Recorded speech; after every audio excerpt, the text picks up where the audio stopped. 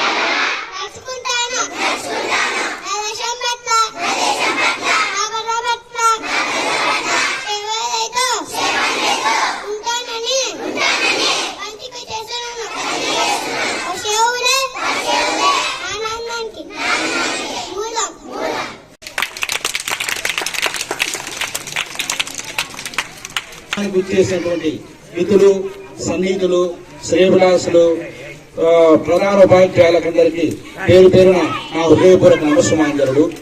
మీకందరికీ ముందుగా స్వాతంత్ర దినోత్సవ శుభాకాంక్షలు. పెద్ద ప్రజలు చాలా పెద్ద మనసులు, చాలా మంచి మనసున్న మహా మనసులు. వారి సమక్షాన నేనొచ్చి వీరి ముందుగా మాట్లాడడం అనేది కూడా నేను అదృష్టంగా భావిస్తున్నాను. ఇక్కడ దైవభక్తి కన్నా దేశభక్తి చాలా గొప్పది. ఇంకోటి, ఇక్కడ ప్రధాన ఉపాధ్యాయులు ఆధ్యాత్మిక గనులు. ఆ గనుల నుంచి వచ్చినటువంటి వచ్చే వైద్యురాలే ఈరోజు పిల్లలు. ఈరోజు పిల్లలా కాలంలో మీరు వికసించే పువ్వులు, సముద్రంలో ఉప్పొంగే అలలు, భరత మాతకు శిరులు. అదే కాకుండా ఈ రోజు ఎర్రటి టీషర్ట్లు కూడా పిల్లలకు ఇప్పించడం అనేది కూడా చాలా గర్వించదగ్గ విషయం. ఆ ఎరుపైన రక్తం, ఆ రక్తంలో ఏమేమి పారుతుంది మన దేశభక్తి అనుకోవడానికి ఈ టీషర్ట్ కూడా ఒక కారణం. పెన్ను, ఇంకు నీరే పెన్ను, ఇంకున్నంత వరకే పెన్ను నడుస్తుంది, ఇంకైపోతే పెన్ను పక్కన పారాల్సి వస్తుంది. కనుక మన దేశాన్ని కాపాడుకున్న బాధ్యత మన చేతిలో ఉంది. ఇక్కడ ఒక విషయం, ఎవరో ఒక ఆంగ్లేయుడు వచ్చాడట. మీరు బాగా శ్రద్ధతో వినండి దయచేసి. ఒక ఆంగ్లేయుడు వచ్చి, అయ్యా మీ భారత మాతను అందరూ తిడుతున్నారు అన్నాడంట. ఏం లేదు, భారత మాతను వాళ్ళకి తెలియక తిడుతున్నాడు, వాళ్ళకి వాళ్ళకి తెలియలే అని చెప్పి అన్నాడట. అదే కదయ్యా మన దేవుళ్ళను కూడా వాళ్ళు విమర్శిస్తున్నారు అన్నాట. ఏమి లే, వాడికి ఏం తెలియక వాడు విమర్శిస్తున్నాడు, వాడు అమాయకులే అన్నాట. ఏం లేదు, నీ కులాన్ని వాడు తిడుతున్నాడు అన్నాడు. అబ్బా, నా కులాన్ని వాడు తిట్టేది, వాడిని పోయి నరకటం చేస్తానన్నాట. ఇంకా కులగచ్చి ఉంది మన భారతదేశంలో. మన భారతదేశంలో ఉండేది ఒకే కులం, మానవ కులం, ఒకే మతం, ప్రేమ మతం, ఒకే భాష, హృదయ భాష. కనుక కులానికి ఇచ్చేటువంటి అభిమానం, గౌరవం కూడా మన భారతదేశానికి ఇవ్వడం లేదు. అంత అమాయకంతో కొనుక్కున్నారు మన భారతీయులు. కనుక అందరూ తెలుసుకోదగ్గ విషయం ఏంటంటే, కనుక మనమందరము భారతదేశానికి ఎంతో సేవ చేయాలి. ఎంతో కష్టపడితే కానీ దేశానికి స్వాతంత్రం రాలేదు. పురికి నొప్పులు భరిస్తే కానీ స్త్రీ తల్లి అవుతుంది.